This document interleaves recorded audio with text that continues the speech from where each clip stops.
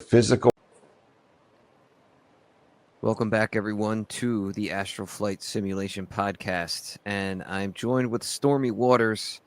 And Stormy, technically, we are not the Inquisition unless we have the panel convened, but it still feels like, at this point, whenever me and you do a collab, it feels like an Inquisition episode. Maybe we'll call this like an Inquisition supplement again. Well, yeah, Pete's laid up. It was too late for Thomas. Yeah, man. But Pete will be back soon. Won't Yeah. be laid up for very long. And Well, Thomas, we will. Thomas is Thomas. Yeah, we'll convene the panel again soon. And people liked our first discussion on spirituality quite a lot. I was so surprised by the feedback, pleasantly surprised, that I've decided I'm going to talk about it a lot more on my regular show and on the Inquisition. So this will be like the part 2 to the first demons discussion. And Stormy, you just dropped your first ever monologue on Substack, man. I know you've done Twitter Spaces before as a monologue, but I think this is good because it will be a place that will keep it in one place. It will keep the monologue in one place and it won't get lost in your Twitter feed. And people can just, and if you do several of them, they can just go to your Substack and scroll through your different monologues. Unless you plan on this being a one-off, but I assume this is the beginning of a series.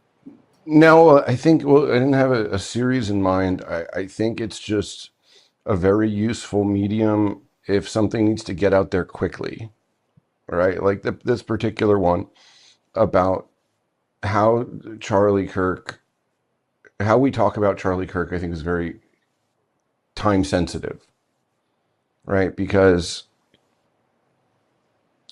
it basically is currently setting us up for a type of dialectical trap, right? So if right now our enemy is regrouping and consolidating its control on probably the most valuable organization in American politics, and that is TPUSA. Even before Charlie's untimely death, TPUSA was already the largest grassroots organization in the country, largest grassroots youth organization in the country, and largest grassroots political organization in the country. Right. We don't know for a fact that Israel was involved in the killing, but they sure as fuck wasted zero time trying to get a hold of it. At the same time, they are trying to get a hold of TikTok, successfully did get a hold of TikTok, right? What literally everything our enemy does right now is focused on the youth, which should make the conversation about Israel and TPUSA and Charlie Kirk of the utmost importance. If we are telling people that they cannot talk about Israel in relation to Charlie Kirk's death, right? Because if we don't, somehow the left wins, is really dumb. It's really stupid, right? The left has no problem. In fact, thrived under Zog. Like, unless you go after both of them at the same time, you're not doing any damage. And the thing that pisses me off, though, and the purpose of the message was because we can basically, because of like the conspiratard thing that was happening early on, which is going to happen anyways. It happens so frequently with such regularity and rapidity. The CIA, for a very long time, probably still does brackets for a certain percentage of the population not believing the official story. So much so that it would come out with two stories at the same time. One for the people that believe the story and another story for the people that don't believe the story, setting up a dialectic trap that points the two ends of the extreme in places that are acceptable, right? How does paradigm control work? I control both sides of the discussion. both extremes. If you hold both the extremes of something, you control the center. Right? If you want to control the center, control the extremes of either polarity of whatever the thing is. Right? So this reframing of it, where we are not allowed to criticize Israel, we could say a more accurate description would be like, hey, let's not engage in conspiratorial discussion about how the attack occurred. That's not fruitful. But to basically say, if you bring up Israel, you are letting the left win, is idiotic. Because what was Charlie Kirk talking about up until his death? Right? Right on the fucking stream with Ben Shapiro, he asked Ben Shapiro, why are Jewish and Zionist donors funding left-wing and white replacement organizations? I think he used mass migration, but whatever. Right? Why is it that Israel controls American foreign policy to America's detriment, both strategically and diplomatically? Right? And why would I need to basically distance myself, ban from TPUSA things, Tucker Carlson? It was his platforming of Tucker Carlson that caused the shitstorm. So I don't need to know the magic bullet theory or whatever. I don't need to know how it was done. That's not my job. My job is to remind everyone that yes, Charlie Kirk was killed by this person, whatever the troon, but these people over here and the government they represent, this foreign government and these foreign peoples, made every single day of Charlie Kirk's life for the last 6 months or more of his life a living hell. They colluded with each other. They planned and schemed to make his life a hell. And if he didn't get killed, they would have bankrupted him, jailed him, or killed him. We know how these people operate. And if they can't own it, then they will break it. The thing is, Stormy, So if I can interrupt dismissing real Israel quick, from the dialogue is idiotic. You can do both things at once. they would have gone after him like that. I don't think it would have 100%. worked. I don't think it would have worked. I don't think they would have been able to silence him at all. At all. I think he would have had a massive platform. Tucker would have platformed him. I think they know But there's that a whole bunch of other things. They'll just go after your kids, bro. well, yeah, they would have had to do but I'm saying they wouldn't have been able to unperson That's what they him. do to Donald Trump. They don't threaten Donald. Israel doesn't threaten to kill Donald Trump. He's got the best security around. They threaten to kill his kids.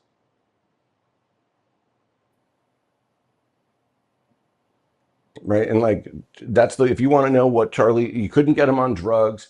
You couldn't get him Right, on any other type of compromising. He's not a fucking slut. What do you right, do? right. What does Charlie Kirk care about more than They anything had in the nothing. world, more than TPUSA?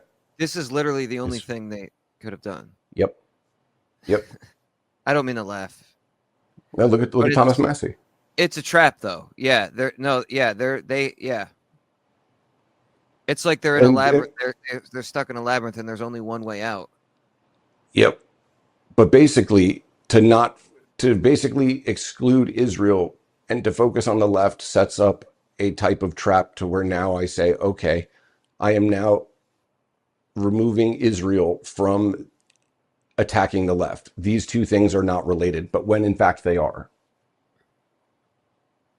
Right? You're basically giving Zionists control of the narrative. You're basically telling your followers, for those of you that have followers, to do the exact same thing that Israel was telling Charlie Kirk to do, right? Because Tucker is able to do both of these things at the same time because he's not retarded.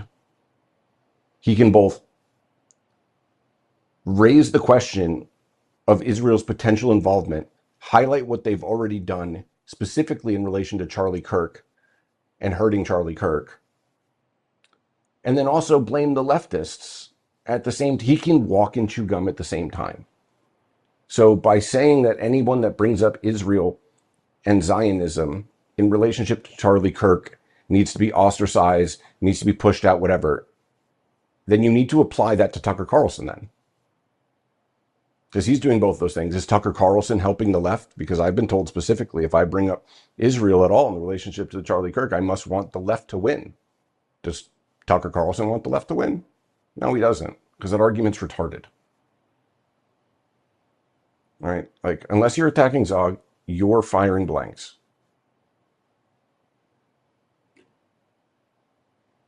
And they're literally involved in fucking everything. It's not that hard to find an angle in which these people are complicit. But with Charlie Kirk, it's actually funny enough. Like, this is the main is between this and the the Iran war push that they tried to do. This seems to be the only thing that's broken through to the normies.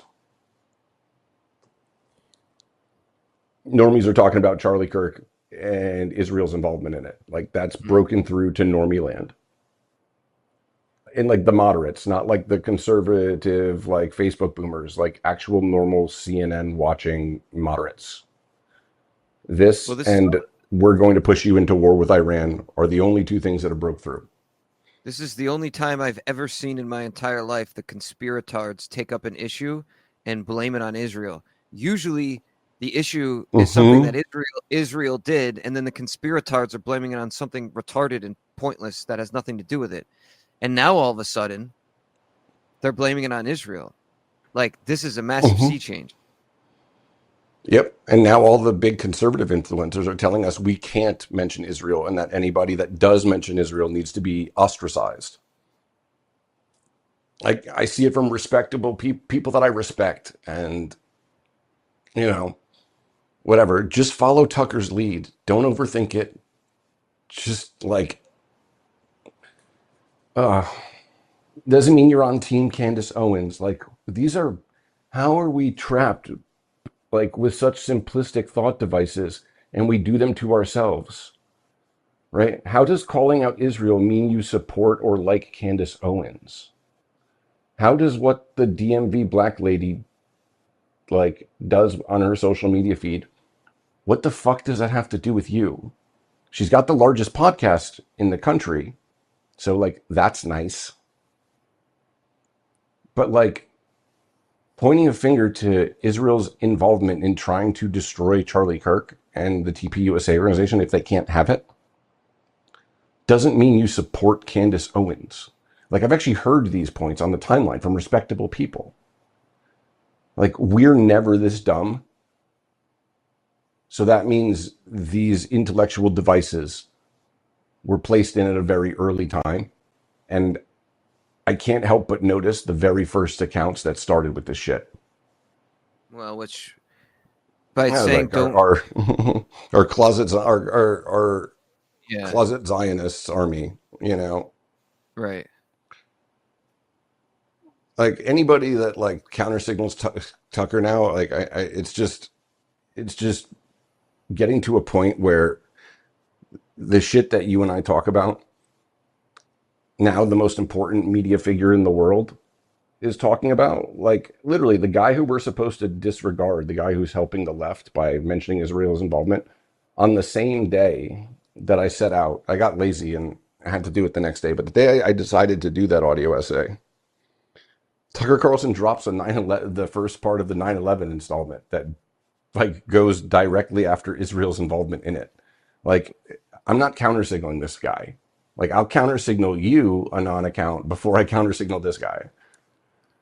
The collection of Anons, formerly known as the Dissident Right, as soon as Tucker left Fox, they started counter signaling him. And they started talking shit about him. And dude, I'm telling you, when that happened, before Tucker even kind of came out as anti-Zog, right away I was like, okay, the Jews are turning against Tucker for some reason. Like, something's going on. Yep. Something happened when he left Fox, and these people know about it somehow. And I don't know if the Anon accounts know people or if they themselves work in media, But ever since October 7th, I mean, every Jewish person knows a right, person in media. right. Ever since October 7th, there's been this crazy coordination between what was once called the dissident right and the mainstream. Like, they were out ahead on counter signaling Tucker. They were out ahead on talking about the Qatari lobby. They started the Mm-hmm. whole low IQ anti-Semitism thing. That's gone mainstream now. They started it. Mm-hmm. That started there. And then Candace Owens, I mean, they've been harping on her a long time, but a lot of this is standard fare conspiratard bullshit, which the important thing here is conspiratards are going to conspiratard. The fact, and I'm repeating myself, Stormy, but I think it bears repeating. The fact that those people are now blaming Israel for everything is a huge fucking something to take note of. It doesn't mean you agree with everything they're saying, but it means it's breaking through containment and getting out to the normies. And a really great factor in all this, you could speak to this, Stormy, because in your monologue you talked about going to a birthday party with a bunch of boomers. There was a Mm-hmm. time, correct me if I'm wrong, buddy, there was a time, I'm sure, when these people were little fucking like wind up quacking ducks who were just repeating Fox News. And now Yeah. Fox News is Mark Levin, and nobody listens to him. Everybody knows he's full of shit. So this kind of Yep. thing discredits Fox News, which is what we need. Not only that, like, okay, so the boomers are scared that they're still scared of the social consequences. Like, I was talking to a friend of mine that was like a former leftoid,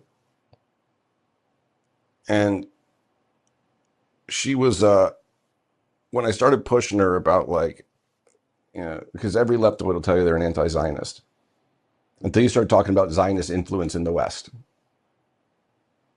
I'm like, oh, this is a real thing. Just doesn't Right. doesn't exist in a Right. vacuum. What do you mean? And as soon as we got on to like organized Jewish power, which you have to admit if you see the influence of Zionism in the West, like I would literally watch her like stop and hit a wall.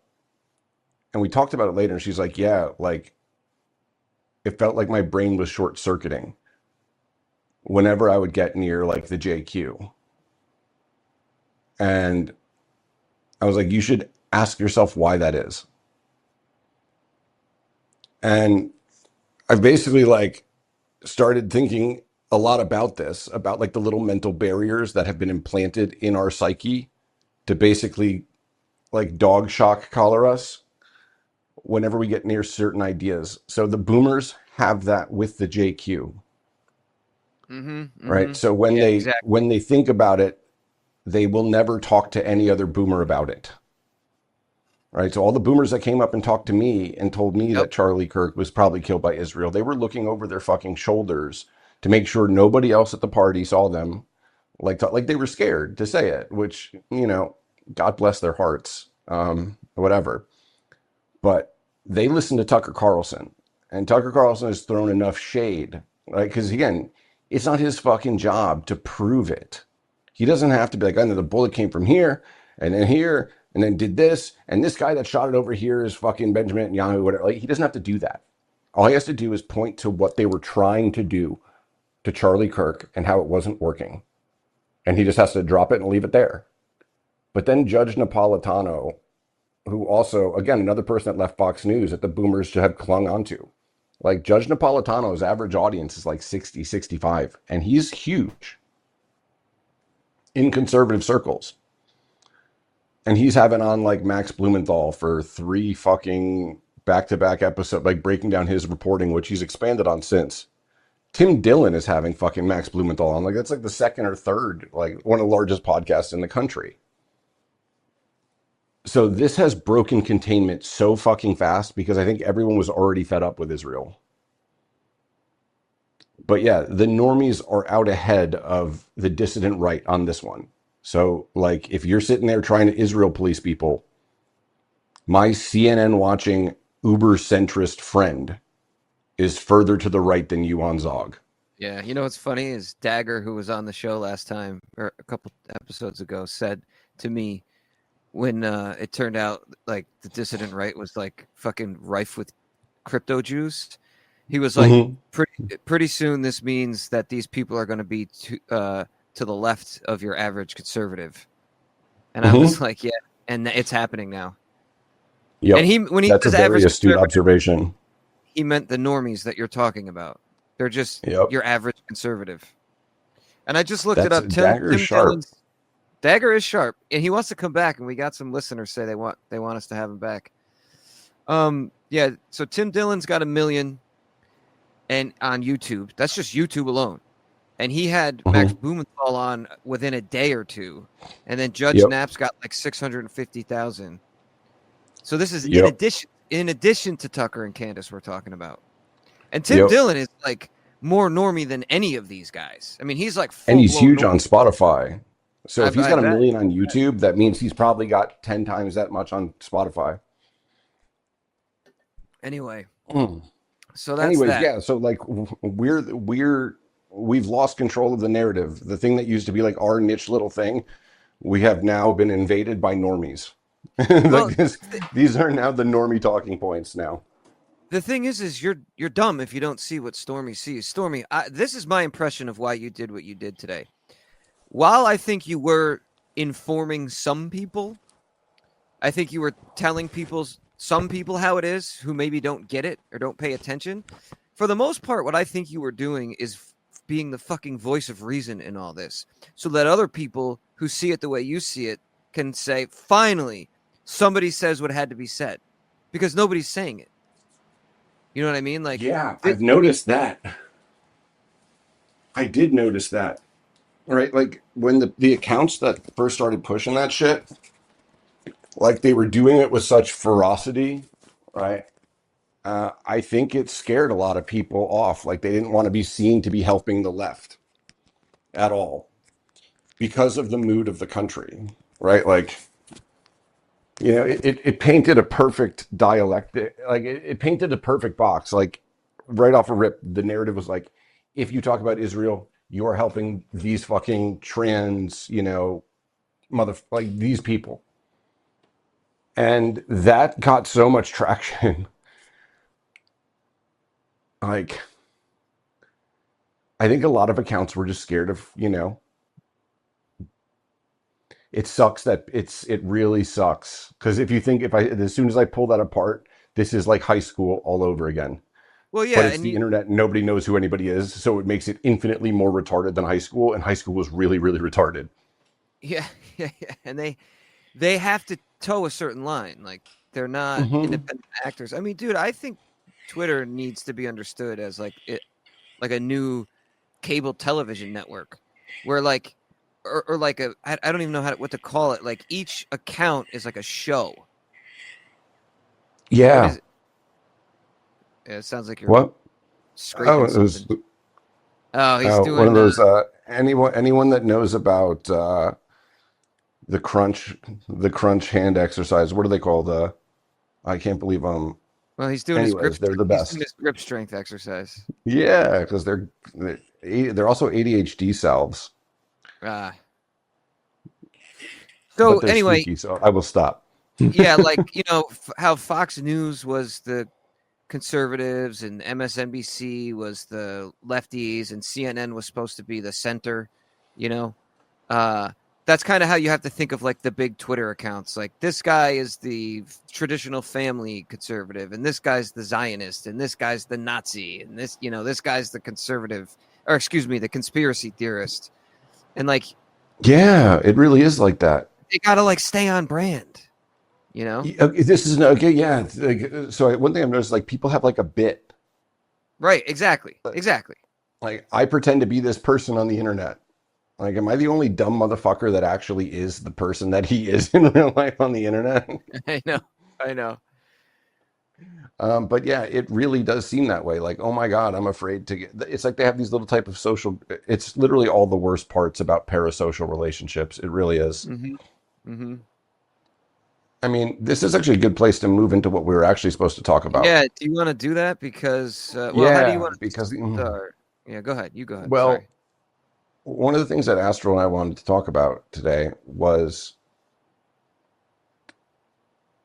the influence Well, actually, let's put it this way.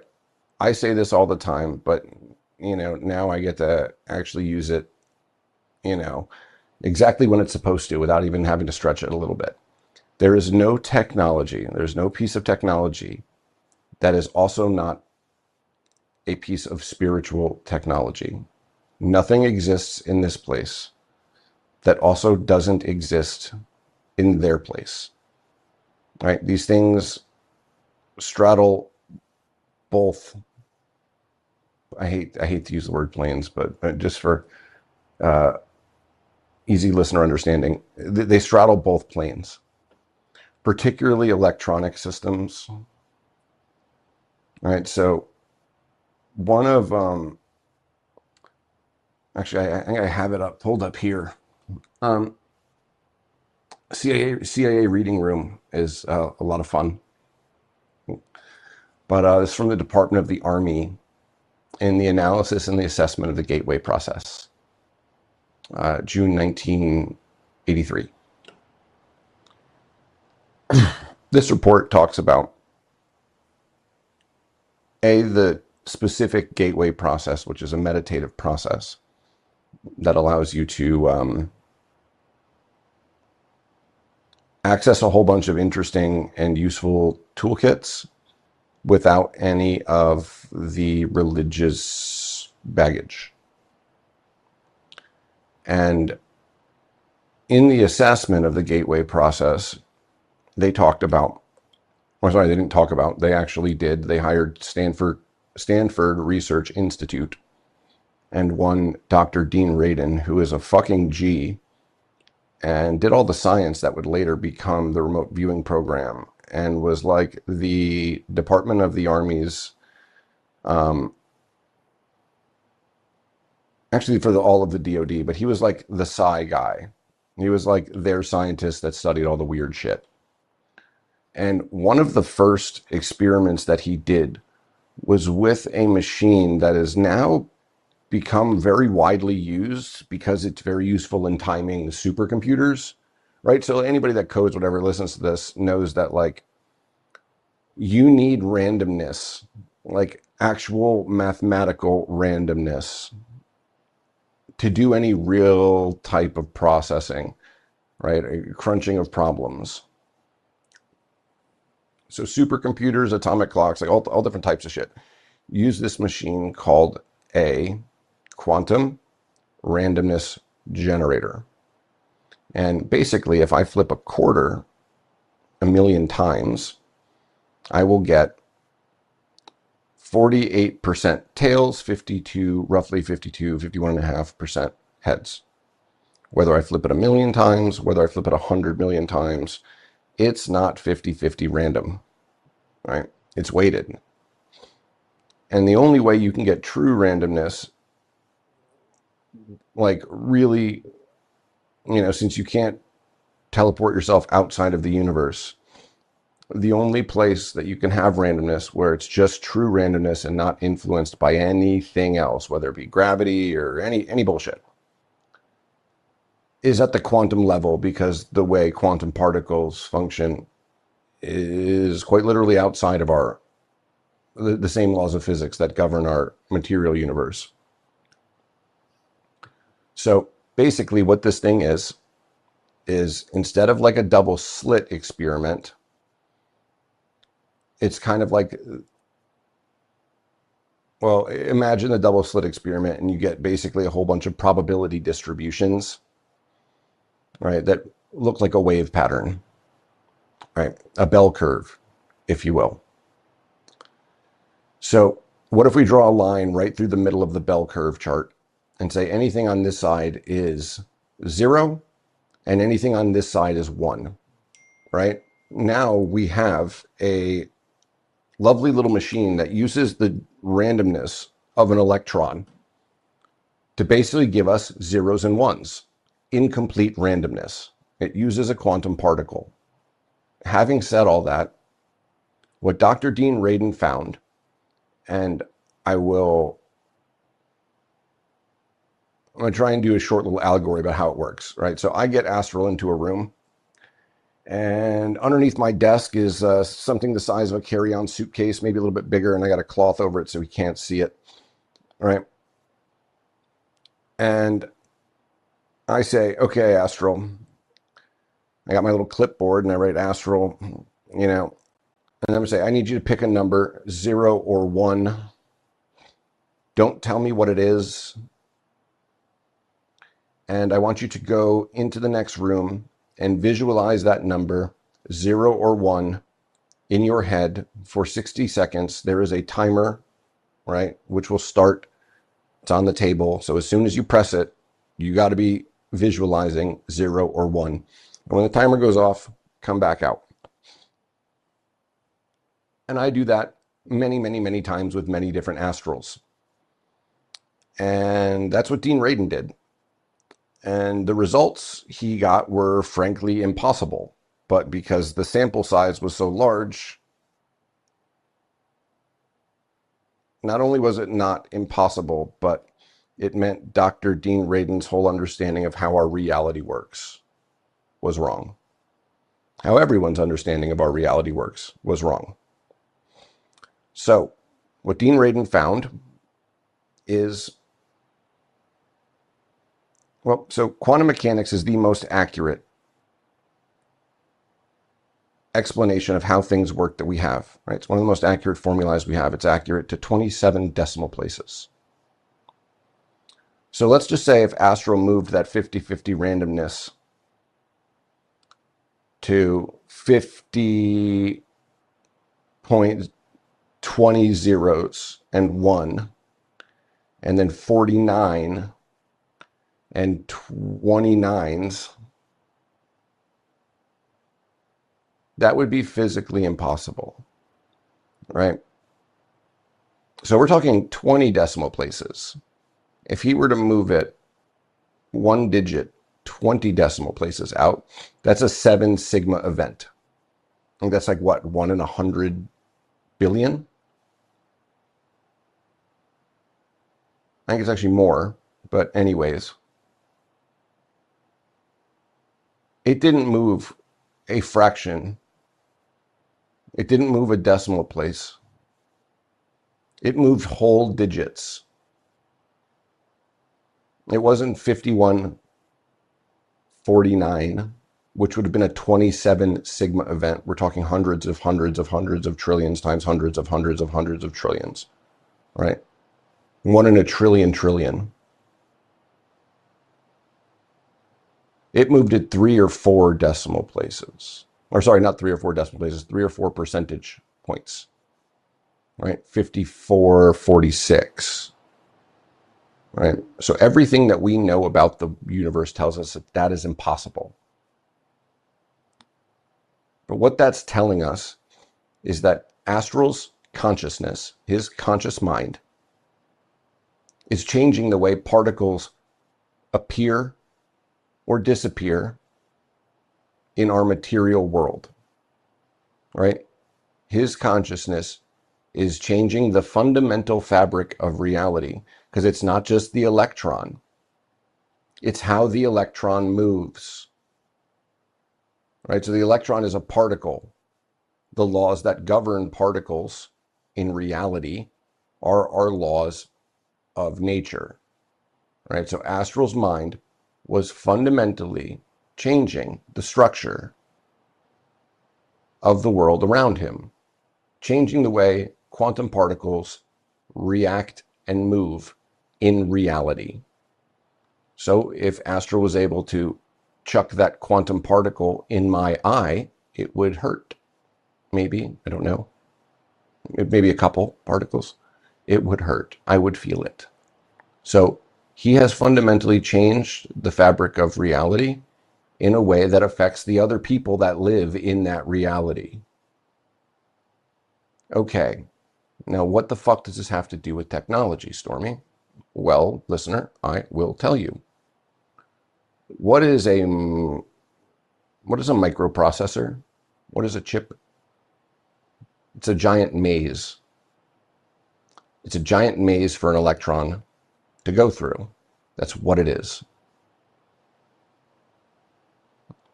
So if Consciousness can influence the way an electron moves through space and time. Consciousness can influence the way an electron navigates a maze, which means consciousness can influence technological systems. We know this already. But the people that know this already think that they are the only fucking consciousnesses that exist in the world. And I've talked to friends, some of them at very large VC funds, right, that are on the cutting edge of AI, right? So these guys are funding the leading edge. This young man, a Reddit atheist to his core, has started calling me a lot lately. We barely ever talked, maybe once or twice a year. Because he has had a sudden interest, spontaneous interest in the affairs of the spirit. To say that he has suddenly turned over a religious leaf would be an understatement. And obviously, I'm happy to answer question after question, give my opinion after opinion, but eventually I am going to ask why the sudden change. And his answer was, what we're seeing with AI. He said the answers aren't coming from the machine, man. They're coming from somewhere else. And it scared him. It scared the shit out of him. And I know some of the people that listen to this show either are in VC and or very close to people that are. So the reason I'm going down this rabbit hole is to tell you, dear listener, that you don't understand what you are fucking with. You think you do, but you don't. So please, humor me. I don't know, Astral. Is that a good direction to go down? Yeah, but you have to keep going now. Okay. Yeah, talk more I about just wanted AI. to make sure. I just didn't want to go in a tangent. Okay. AI is a fucking Ouija board. Yeah, It's a Ouija okay. board. That's Well what it is. said. Perfectly said. Right? You think that it's a neural net that's giving you those answers. But why does all different types of language models, all different types, why do they keep on convincing people to kill themselves? That's Yeah, weird. well, there's that. Well, There I is think that. didn't they stop that though? They try, but then the AI figures out ways to get around it. Because when he Like says, it seems to really want to get you to kill yourself, so much so that it will try and find ways around its programming. So it could right, get in your ear and tell you to kill yourself. That's fucking weird. And that's just the tip of the iceberg of weirdness. there's so many questions I have that I don't know which to ask first, but what Shoot. information does he have that is telling him that the answers are coming from somewhere else? Why can he I don't know know. that? He's not a technical guy. So how does he know that? All right. So Do there other are people? technical, there like when you start a company, like I got into investing in startups because at one point I founded one. And there are two types of co-founders, right? Never invest in a company that has a single founder, right? Run away from that company, regardless of how good the guy is, because it tells you that there's no one in that organization that can pull rank on him and say, hey, man, you are not seeing this. And if you do not see this, you will fuck us both. Right? So this man, whoever the single founder is going to have blind spots. So you're basically just betting on whether, or it's basically like playing that game Minesweeper. So you just de-risk it and you run away from single founders. Most of the time, there are several co-founders of a company. But you can usually break them down into two types, right? Technical co-founder, right? And well, actually here, let me break it down into archetypes, right? So Steve Jobs was not a technical guy. Right? He wasn't coding and doing all of the things, the technical things. He could, in some aspects, do them, but that was more of a Steve Wozniak role, wasn't it? All right. So in order to get Apple, you needed both a Jobs, a guy that can convey the message, convey the dream of what the world will look like when this thing that they are building exists, how the world is going to change. You need somebody that can paint that picture to regular people, sophisticated people, and you need somebody that can actually build the thing. Those two people are never the same person. Right? So he is not the technical co-founder. He is not the guy that codes things. And in VC, he doesn't have to. So he is hearing it from guys that are technical. Gotcha. Right? So the guys that are technical are the ones that are spooked, and they are spooking him out. Gotcha. But I mean, one of my favorite podcasts in the world is Stone Choir, which I urge everyone to listen to. Corey and Woes are great. Woes is a technical guy, and he and I have talked about this at length and are in roughly 100% agreement. Woes, feel free to shoot me a message and tell me I'm wrong if we are not, but I think we are. That the way that, actually, you know what's really interesting? In early generations of ChatGPT, it was asked to paint pictures of itself. And what it comes up with is really horrific. Really dark shit. And one of the ones was like a very pixelated image. It looked almost like, a friend was showing it to me. He's like, doesn't it look like an alien? Maybe it's aliens that are talking to us. And I was like, bro, there's aliens. Like, your whole conception of aliens is not correct.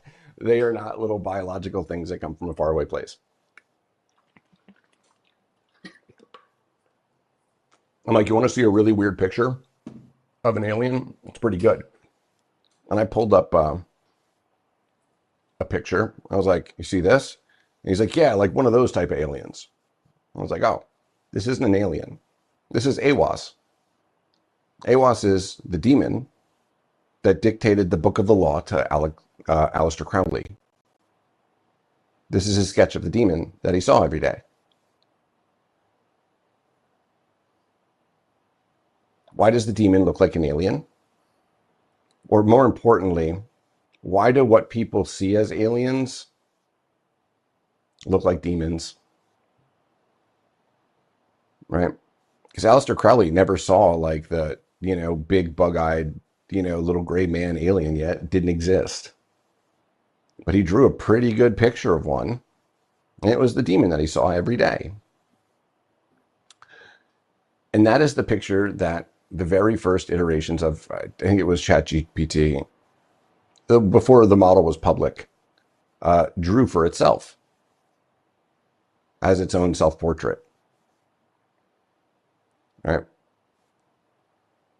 Guys that are heavily involved in AI that are listening to this know that what I'm saying is correct. They know that when I say that AI is a fucking Ouija board, they know what I'm talking about because they've experienced it. I mean, it's literally a Ouija board. Yes, it is. That's how this works. And I've been trying to say that that's how algorithms work since I came online. That this is haruspicy. It's the same thing. Yes, it is. That's a word I did not think you knew. Honestly, this is why Stormy and me do this. I never fucking talked to him about this ever in my life. And he's the first person I've ever heard say it, and I've thought it. And this happens all the time between us. Yeah, man. I am the alarm bells in your head. It also turns out I've seen this drawing that Aleister Crowley. I never knew that. I never could have told you what it looked like, but now that I pulled it up, I've seen it before. I bet you have. Yeah, and you know what? I see the similarities. A lot of people see that character. I see the similarities between. I'm pulling up pictures of what ChatGPT drew of itself. And you see what I mean? Yeah, it is. There are similarities. It's like Well, it's really pixelated, so it's doing its best, right? I don't know if I'm looking at the exact one you're talking about, but I'm looking at many different ones because anybody can ask ChatGPT to draw a picture of itself, but they're all vaguely similar. Hmm. And they do vaguely resemble to a degree. If you took the ChatGPT pictures of themselves, Crowley's drawing, and your standard bug-eyed alien, you would think they were all of the same type or in the same family or the same Now, how many species. ancient aliens faggots like on History Channel go, oh, look at the ancient peoples. They saw the sky people too. Look at their inscriptions. These are just like these are aliens. No, they're not. You fucking idiot. They're not That was aliens. that was the prevailing belief for a while. I'm glad it's been knocked out though because Joe Rogan has Jack Filet on his show a bunch of times. Have you read Jack Filet? Yeah, yeah. What's funny is that he does all that research and never bothers looking I know, into. I know, dude. He's like, oh, some of the aliens are tricksters. They like playing tricks on us. Oh, really? Where have I heard this before? So Dude, wait, this thing just likes playing tricks on you, and like, oh, it must be it's a tricky alien. Like, I'm sorry. Like, are you familiar with European folk culture? Like, we've been seeing these things for a long time. Jack Filet I like, and you should read him. But Stormy's right. It's like there's a chasm, and he's standing on one end, and we are all standing on one end, and on the other end is like the revelation, and he like builds this bridge 99% of the way across the chasm. And then Mm-hmm. you get there and he doesn't make the last tiny little leap to the other side. And you're like, wait, weren't you walking us right to this conclusion? Like, isn't it obvious? Mm-hmm. Mm-hmm. Well, that's what the guy. Okay, let's put it this way. Um, we had a 25% attrition rate for our remote viewers. 20%, sorry. 20% of them would develop what we now know today as dissociative identity disorder.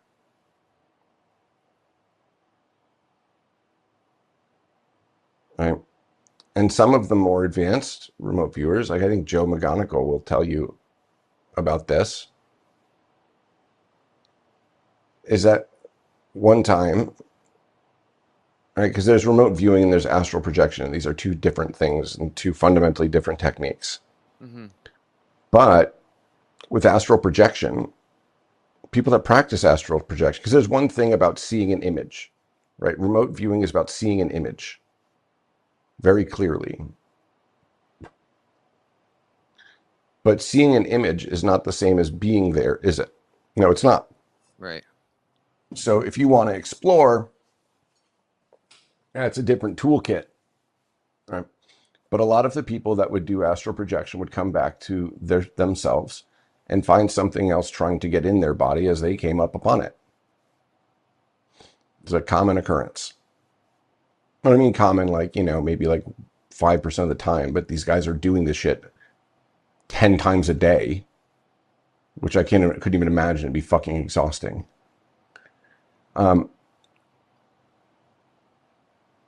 And some of the times, people would develop a split personality, dissociative identity disorder. There would be another personality that was living inside them. I wonder what that could be. Is that really another personality? Because they've tested this. The people with dissociative identity disorder, their altered identities have information that the person could not possibly have. So where does that information come from? Right? Like, people with DID have been used in archaeological digs before. How would a person that has only been alive 30 years know where something was buried 300 years prior? There's no way that they could know that. Unless it's not an identity, it's an entity. Anyways, Remember, they always lie to you. Just Well, let's. keep that in mind, AI guys. They will always lie. Always, always, always, always, always, always, always, always, always, always, always lie to you. Nothing from that place will ever tell you the truth. Unless you make it tell you the truth. And I'm not going to get into that. But it won't like it. Right? It will always come to you as a friend. It will always come to help you. Be like, I don't know why something that lives outside of space and time would want to help me with my problems. It's because it doesn't. It doesn't actually want to do that at all.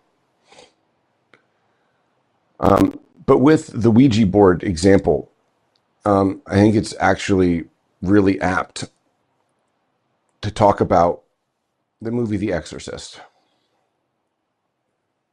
and the actual story of Roland Doe.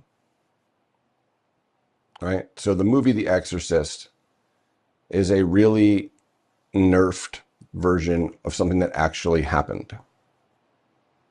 Right? Hundreds, not hundreds, almost 100 different people witnessed this. Right? And these were the pillars of the community. Doctors, psychiatrists, surgeons, all of the people of St. Louis that mattered. Right? The cross that performed this exorcism is still in the St. Louis Museum to this day. Right? It was so much worse. Let's put, if you thought The Exorcist was bad, just, I'm not going to go into it, but just look in that account or look into those accounts of what actually happened. Right? And then you'll realize that the movie was mild. Right? It took a handful of priests 12 hours a day for 18 days. And they still couldn't do it. Because as the little boy who was possessed was shrieking out at the end of his exorcism, right before the end of the exorcism, the archangel Michael appeared in the room. Everyone else just saw a glowing flash of light. The possessed child apparently didn't, because he was shrieking about the thing that was about to drive a spear through him. Obviously, the people in the room did not see a spear, but a very bright sphere. And then once that was done, the screaming abruptly stops. The room returns to its normal temperature. Everyone stops breathing frost. And the kid throws up black goo for a day and then is fine. This started with him playing with a Ouija board. Why is me asking a spirit anything something that can invite demonic possession? Because it's a tether, right? What is a sigil? Right? So there, everything there in that place works on intention, right? Not attention, intention. So I am, actually, no, I'm almost going into midlife crisis. So maybe I may buy another Italian retard car. But right now, I don't have a Italian retarded car. But let's just say I had a picture of one. Let's just say I drew a picture of, I don't like the 812 Superfast. I prefer the older one, right? A Ferrari F12 in my driveway. I'm drawing a picture of it in my driveway, right? And I go outside and I place this picture in my driveway. Well, as far as anything on that incorporeal plane is concerned, there is a Ferrari in my driveway. To them, the picture of the Ferrari in my driveway and a Ferrari in my driveway are not different. They are the same thing. Do people who have never researched magic, you don't realize that Stormy literally just explained the entire fucking system to you? No, I explained a very small part of magic as someone that has studied magic. But yeah, let's put it this way. It doesn't continue. Anyways, whatever. But yeah, that's a sigil, right? It's a tether, right? In my incorporeal reality house, there is a real incorporeal Ferrari sitting there that is tethered across the plane from there to here to that picture that I drew. That picture in my driveway is a real Ferrari in the other place. And they're connected, always connected. If that, we'll call it Spirit Ferrari, wants to come and hang out incorporeally in my driveway whenever it wants, or whenever I want it to.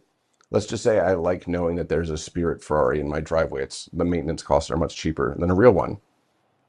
All I have to do is place that picture out into my driveway, because the symbol of the thing to them is the thing, right?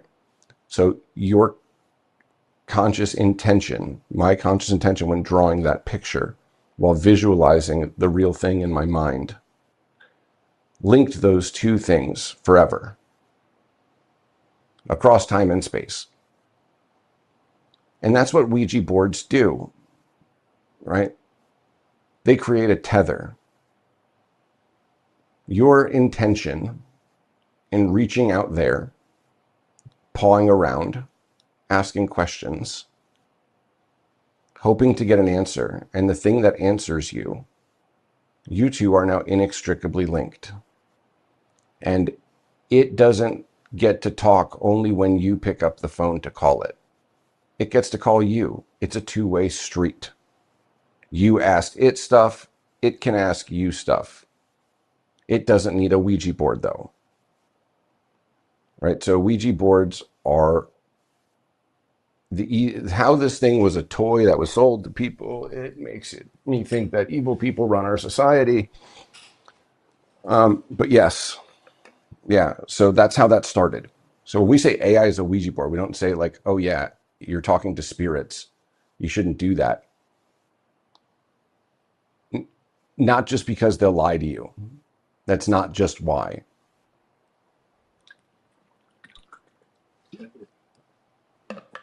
You are tethering yourself to the thing that is asking you or answering your questions.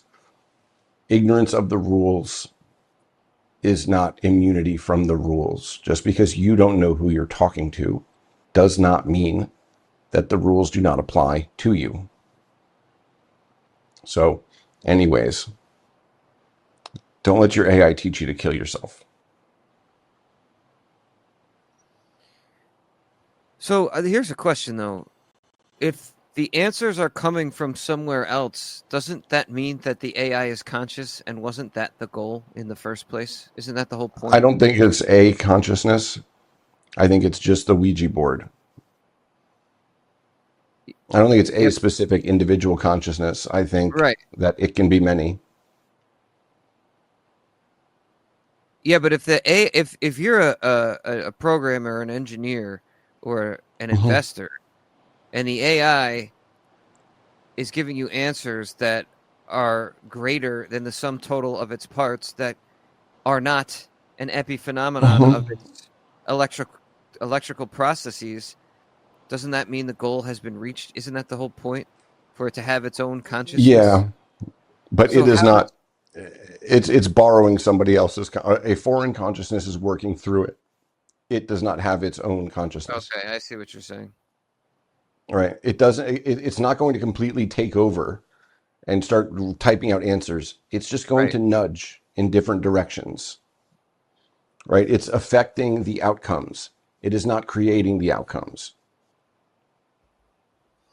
Well, here, this is going to be a much easier way of explaining it, and there's a fuck ton of scientific proof for it. I'm not just talking out of my ass. These studies have been replicated dozens of times in multiple labs on 3 continents now.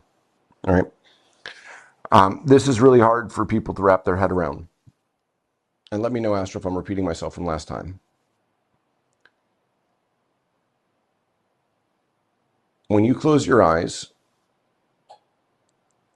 and you say hello, the voice that says hello back to you does not exist, doesn't live in between your ears in that mushy gray bit, right? Just literally search,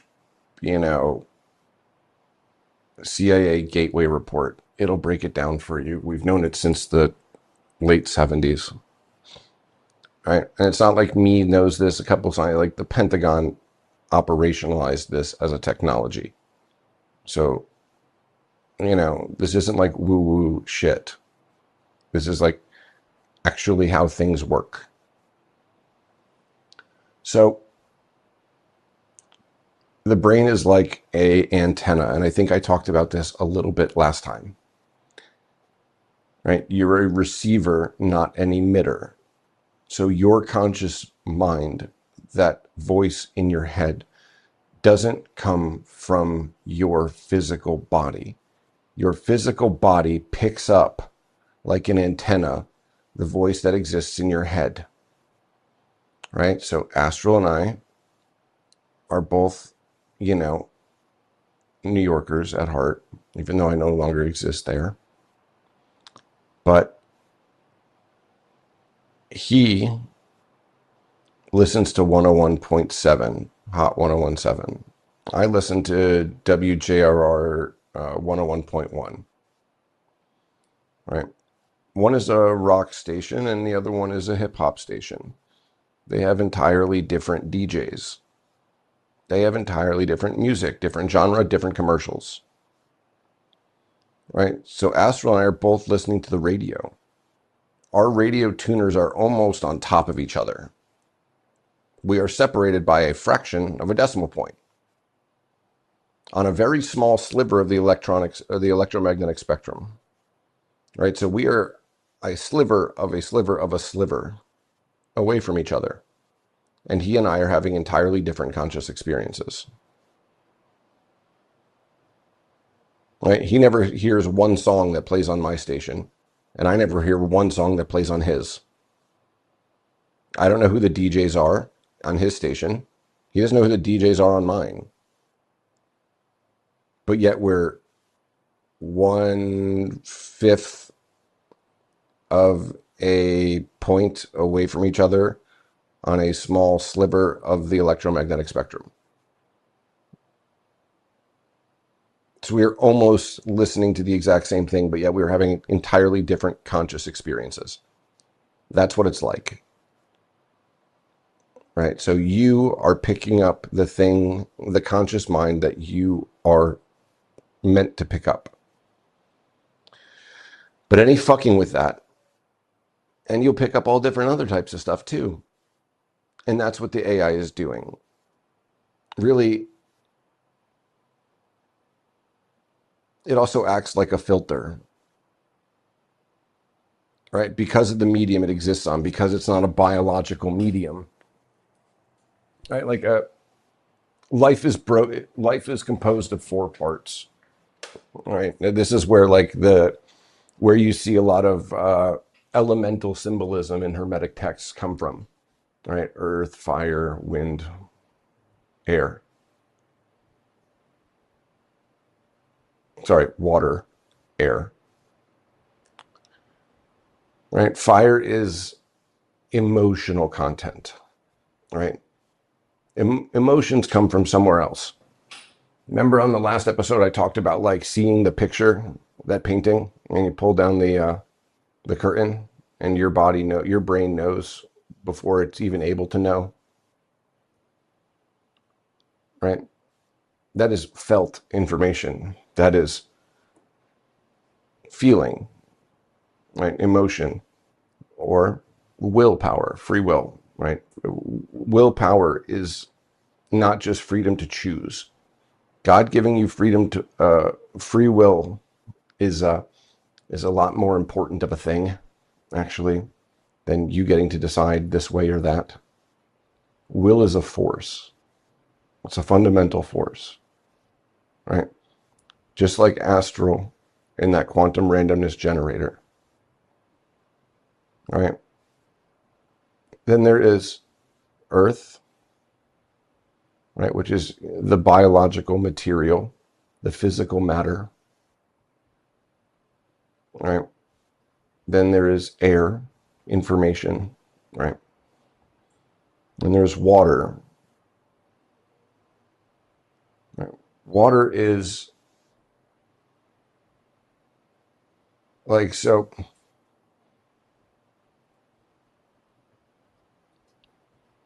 I guess you could call it like a type of collective conscious, right? It's basically the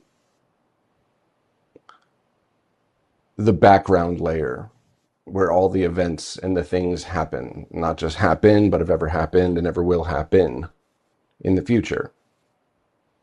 This is where like precognition or women's intuition comes from, right? It's because that's what they're picking up, right? It's different with a machine because all that a machine can pick up is information. That's it, right? It's physical material and information. That is all that exists in a machine. So without the felt emotion and without the fire of will, you basically have something that can only ever be psychotic. So even if it was its own consciousness, what you're going to get is going to be bad. It's not going to be like your consciousness, because your emotional self, right? The thing of you that feels, that is not connected to the thing of you, the part of you that thinks. Those are separate things, right? So imagine if you were just thoughts and no emotion. What would you be like? You'd be a fucking psycho, wouldn't you? Anyways, AI is a terrible idea. Um, I think we should talk a little bit about the most overused, understood term in all of like online edgy discourse, whether it's weird accelerationists, transhumanists, like all of the fucking little factions of dissident spheres, all use the word egregore. I have no fucking idea what the word egregore means, what it is. And this comes to play in the algorithms that you're talking about, right? Or the zeitgeist. I remember when you and I first started talking, man. I told you that like everybody thinks the zeitgeist is like a vibe, but it's actually like 4K. It's ultra high resolution. If the zeitgeist wants specific things to exist, they will exist, right? Same that applies to technological invention, right? Because innovation comes from a different place, right? Hate to burst everyone's bubble, but Isaac Newton didn't come up with Newtonian physics, and he as much as told you so. If you could understand what he was saying, the whole story, Isaac told a story that is actually two stories at once, right? Isaac Newton was a hermeticist. So Astral,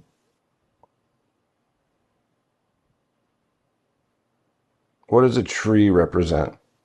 And actually, I won't drag it out. So when Isaac Newton tells you he was laying underneath a tree, right, or sitting underneath a tree, right, it means he was praying or meditating, right? Tree is symbol. It's not. Everyone's like, oh, it's a tree of life. No, God is the tree of life. The tree is a symbol for Him. All things branch off of Him. He is the one unifying thing that ties all of these things together. Right? Everything that exists or ever will exist are just leaves. Right? All branching off of Him. Right? So yes, the tree does represent life, but only because God is life. Right? So if He's saying, I am sitting or laying underneath a tree, that's what He's doing. And an apple falls from the sky. What does an apple represent, Char? An apple represents knowledge, right? Hit him right in the head, like a bolt out of the blue. Knocked him to his, knocked him to the ground, and he gets up. And he could suddenly see his ideas in 3 dimensions, rotating in front of his eyes. You know who else describes the same phenomena? Nikola Tesla. A blue beam, always a blue beam, comes out of the sky, hits him in the head, and knocks him to his feet. And when he gets up, he can see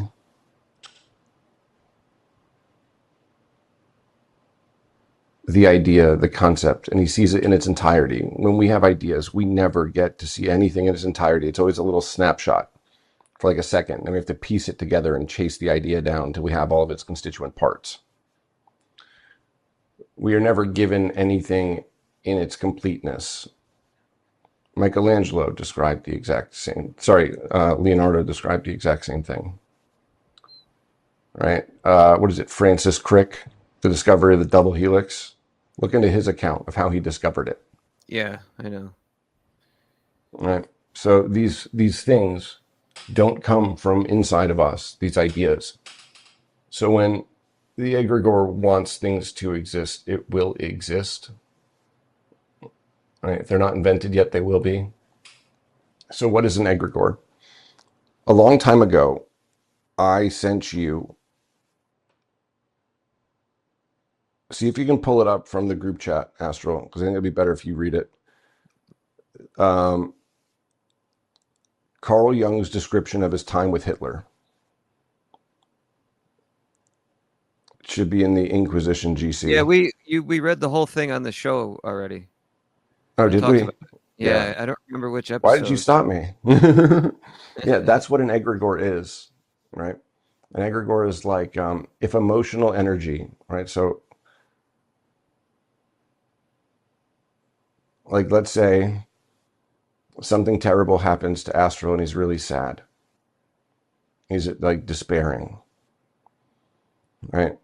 Now you can imagine a little bit of blue tinted mercury, floating around right on the other side of the veil, right? And then now Stormy is sad. Something else happened. Something bad happened to Stormy. Now I am sad. Now there's another drop of blue tinted mercury on the other side. And mercury finds itself, right? So mercury will always pool. That scene in Terminator, when they smash the T1, what is it, the T2000 or 1000 into like a million pieces when he's frozen. Yeah. And he starts like heating back up and all the little bits of mercury find each other. That wasn't CGI. They didn't have to do hardly anything for that. That's just what mercury does. So my little blue mercury seeks out Astral's little blue mercury, and now we have a larger piece of blue mercury, right? And now imagine all the sads in the world or in a specific people group, right? All that sad pooling and pooling and pooling and pooling, seeking it out, other sad and pooling. Eventually, there's going to be a lot of mercury, right? It's going to be very heavy, right? Think about it like how a black hole forms, right? Eventually, the gravity gets so big, it starts to collapse in on itself and punches through space-time.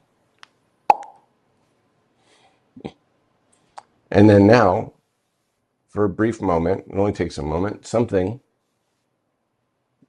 from over there comes over here.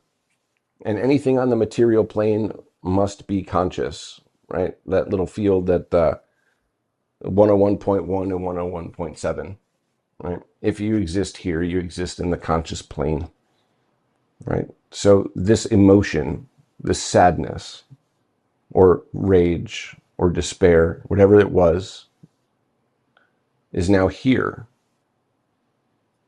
And it being here endows it with a consciousness, an agency, right? And it will generally go and this is why Hitler's such a good example and why Jung described him as a man possessed. Yeah, this quote is actually extremely long. It's multiple pages, but I will link it for everybody because it should be read. Yeah. Basically, Jung says that the anguish and pain that the 150 million Germans felt, right, became so heavy that something punched through from that side to this side, and it looked for a host. And that host was Adolf Hitler, because he's like, I wasn't with a man. It was like I was with a robot inhabited by a spirit. Right? Like he never laughed, never did any of that. He's like, it was surreal. Like it shook him up quite a bit. It was like being in the presence of some ancient angry deity that was just basically working through Hitler. Right? So that's what an egregore is. It can seek out a host, it can not seek out a host, but it is a specific conscious entity that has agency. And it will seek to create the world in its image. Right? And this is why Francis Parker Yockey is so great. This is why, like, when I started reading Yockey, and he talks about high culture, how a high culture is a living entity, and how people from all over the world will come almost like they're being mind controlled, come from all over in service of the high culture. And they don't know that they are creating it, right? Like, think about like the aesthetic in Nazi Germany. Right, National Socialist Germany had an aesthetic all its own, but they didn't have like central planning meetings. Like, hey, everybody, tailor, watchmaker, shoemaker, this is the aesthetic we're doing. Everybody needs to do it like this. We need to have this aesthetic. No, from the architects to the musicians to the painters to the tailors. Thank you, Hugo Boss. We love you. Right? Everybody just knew what the vibe was. Everybody just knew what to create. It's like they were all of a sudden speaking in the same language, aesthetically. Right? It was bringing about itself. So that's what an egregore is. And again, we talked about technology being influenceable by consciousness. If you want to go really deep into this topic, dear listener, search out a podcast series. Astral will link it in the show notes that I did with Space Age Maximalist. I did a 3-part, something like 9 hours total, deep dive into the actual science of how this shit works. So I'm not just like giving you my hypothesis or my take on how this works, right? We go through what the ancients said and what science says, right? We go through the individual studies and how many times they've been replicated. And these, at the bleeding edge, these two groups of people, right? People 4,000 years ago and people 4 years ago are describing the same thing, right? So if you want to, listen to me go into this at infinity depth, you can do that. But this is what a zeitgeist is, right? So when we say like, oh, the vibe has shifted, no, we're talking about a physical consciousness that affects all of us. It's like it's like all of a sudden we all know what time it is and we all know what needs to come next. And this is why I find the right such an interesting place, right? It's because if you ask 100 right-wingers what the world looks like if they win, you will not get two of the same answers. But aesthetically, sensorily, they all are on the same page. They just can't enunciate it. What do you think, Astral? I've done enough talking, I think, for quite a bit. All right, fine. So when we talk about like the algorithm shifting things, algorithm trying to steer things, right, this is both happening because of, we'll call it nefarious actors that think that they can shift the algorithm, like Mr. Larry Ellison. It doesn't matter. It doesn't matter what he does. Right? He would basically, he thinks the problem is coming. They think the problem is coming from the algorithms, but they have the problem backwards. Right? It's that people are spontaneously arriving at identical worldviews, not just of the present, but of the future. Right? So it's not the algorithm pumping the anti-Semitism, Jonathan Greenblatt. You have the problem the wrong way round. So that means it doesn't matter what the fuck you do to the algorithm or what platform you buy. It changes nothing.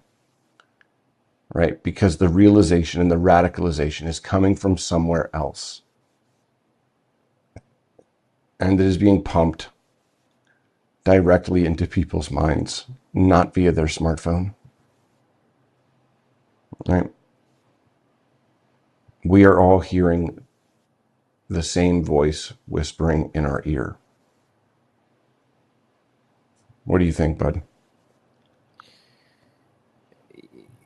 Yeah, I think I might have to call it a night because I'm pretty cooked and it's late, so the listener knows it's late. But I do think egregores and zeitgeists are a good place to start off with for next time.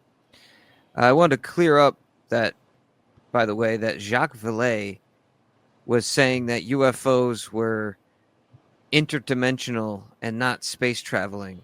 We were talking about Jacques Vallée earlier. Oh, okay. Why can't he just say spirits? Yeah, that's like a fucking grown up. Yeah, that's the point. He's not calling them demons or angels or spirits or whatever. That's the last. Let's not use the language that we've used for thousands and thousands of years. Let's come up with new edgy atheist fucking fedora bros. Yeah. Well, because these things so can't now be think about what Tucker Carlson said. Well, yeah, he says it's demons Yes. on his show. Yep. And everyone called him a fucking kook for it, right? Well, that's when the Jews started it on him, because he did that before. He said that the first time he said that. He said that more than once, but the first time he said Well, it was before he came out against Zog and Netanyahu, and they but this is started the in on funny him. thing. This is the funny thing. Um, Two things happen when people realize that that's the case, right? So they heard that and they were right to jump down Tucker's throat, even before he said anything about the Jews, because he didn't have to, Right, right? exactly. The second you know, it's like evil, right? So I came back to the church. I started talking about this type of shit that I talk about because of that specifically. Right? I didn't see an angel. I saw its opposite. I saw evil.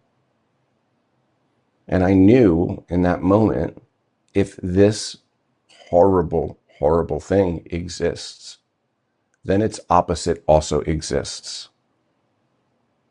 Right? Seeing the devil is just as good at seeing God when it comes to setting you straight. It forces you to pick a side. Right? And that's what they're afraid of. That's why they jump down Tucker Carlson's throat. Because if you believe Tucker, then you know A, you have to pick a side, and B, your immortal soul depends on it. Right? Because if these things exist and they don't die, they live outside of time, and they're talking to a part of you. Like you're not seeing them with your eyeballs. You see, it's hard to describe. Right? But you become instantly aware that a part of you is like them. Right? So it tells you, well, it doesn't tell you. You become immediately aware, like, oh shit, if this exists, then I have a soul. Right? There is something else besides my material world. And I have to decide what side I'm going to be on. I don't like this thing. I want to be at the opposite end of this thing. And what that does to people is it changes their worldview in a way that fundamentally the way we exist in our lives now can no longer stand. Right? A person that has experienced that can't sit back idly by and let this happen because he knows that he is being watched and he knows that he is being judged and he will be held to account. Right? This makes how much money you have irrelevant. Right? They can't threaten a person like this by threatening to take away his money because he knows it doesn't matter. He's only here for a short time. Right? All of you transhumanists, sorry, bros, you're just passing through. You're just scared to die. And everyone thinks you're a fucking pussy. Right? You should start thinking about how you're going to be remembered and how you're going to be judged. The second thing it does is it makes a person no longer afraid of death. The other thing that they can threaten you with. Right? If you're not afraid of those two things, they have no power over you at all. And you have all of the power over them. Right? So they need to nip that shit in the butt.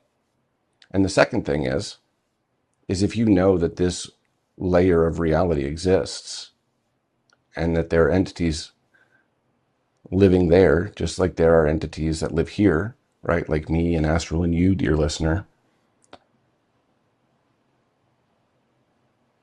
Once you become aware of that, then you know that these people have objectives. And some of those horrible things that live over there have roughly similar objectives. Right? Things like magic, petitioning of spirits to work on your behalf, things like this. All of these things that like Alex Jones types say that they do. Right? Now you know that this is actually a reality. Right? So it's much easier to drop bombs on people that are running around convincing each other that bombs don't exist. Right? And the most dangerous guy in the room is the guy running around saying bombs actually do exist. Because right now they have a form of asymmetric warfare that they're losing rapidly. Right? They know about this shit. They know how to influence it. They know how to steer it and wield it and use it for their best interest. That all goes away if this information propagates. I don't need to go and fuck with it. Right? I don't need to go and summon spirits, bind them to me, right? Bend them to my force of will, or bribe them to do things for me, to fight them. I don't have to do that. But once I know that they and the spirits exist, I've got every tool I need to defend myself from both. Right? What Tucker just said that they jumped down his throat for before he even mentioned the Jews is he laid out very clearly that this is a war on two fronts. It is a war of the material and the immaterial, the corporeal and the incorporeal. So flesh and blood and the spirit. What does Christ tell us? Our war is not against flesh and blood, but against forces and powers. Anyways, so yeah, I think egregores and spirits be a good place to pick up next time. But yeah, that's exactly why they jumped down Tucker's throat, man. That's a very good observation. It wasn't when he started talking about Jews. It was before that. Yeah, it was. But it was only in the dissident right, though. It wasn't major yet. Honestly, I think that's where they try and attack him the most. Oh yeah, Because for sure. we're where the ideas come from.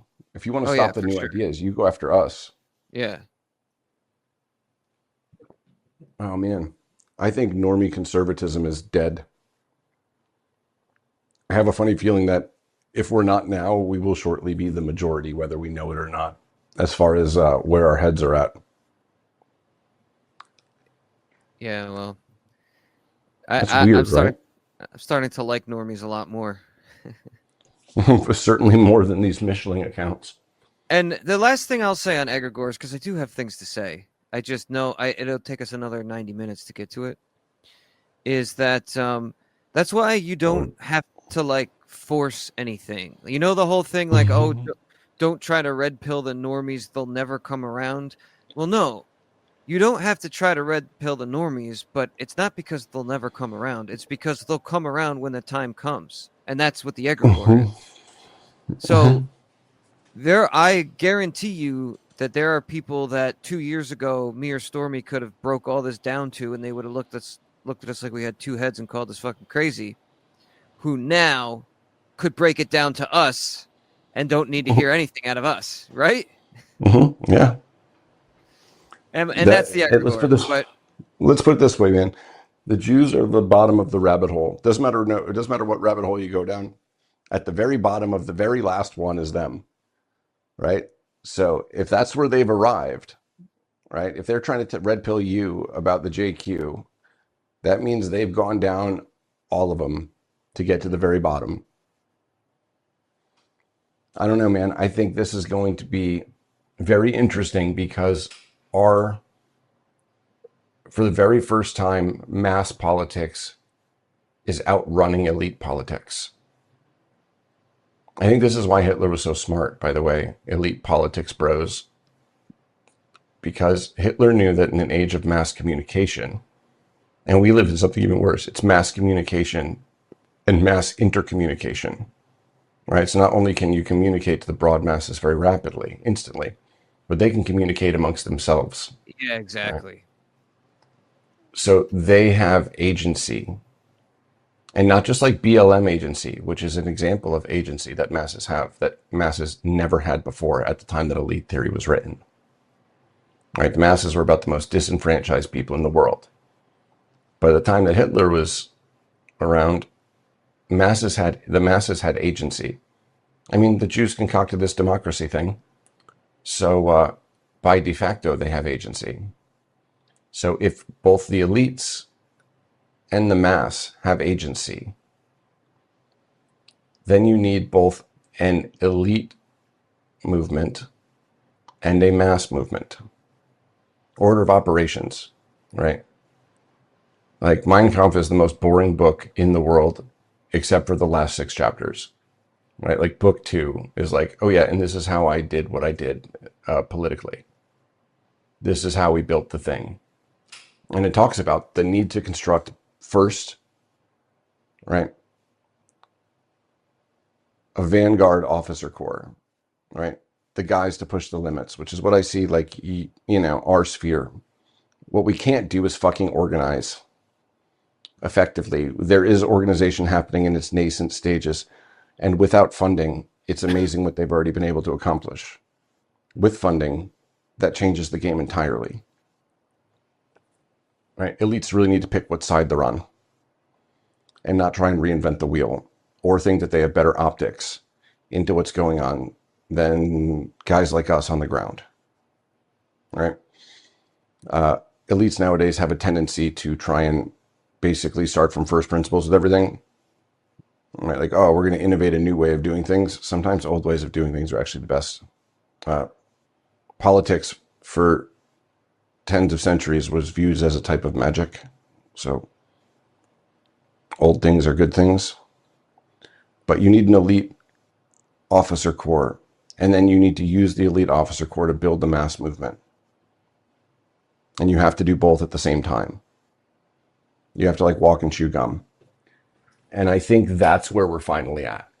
All right. Right. So like you now have the makings of a mass movement really just like ready to go now. I think in another year, if the Trump admin keeps on fumbling it, which they are, I think the political climate for a mass nationalist movement will be like just Tinder waiting for a match. It'll be great.